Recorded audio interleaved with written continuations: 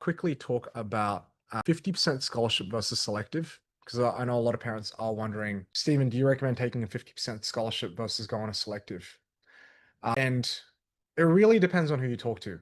Now, whether or not you should accept a 50% scholarship or a partial scholarship really just depends on your list of priorities and how much you value and what your values are in regards to the private school.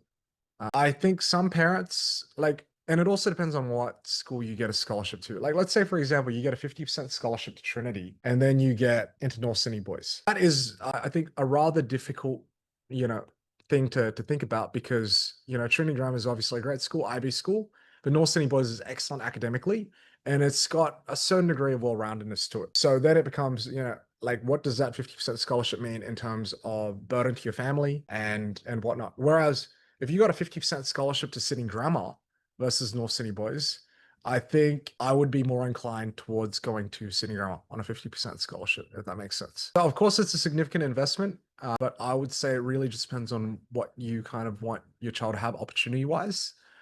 Most private schools will give much, much, much more opportunities than selective schools.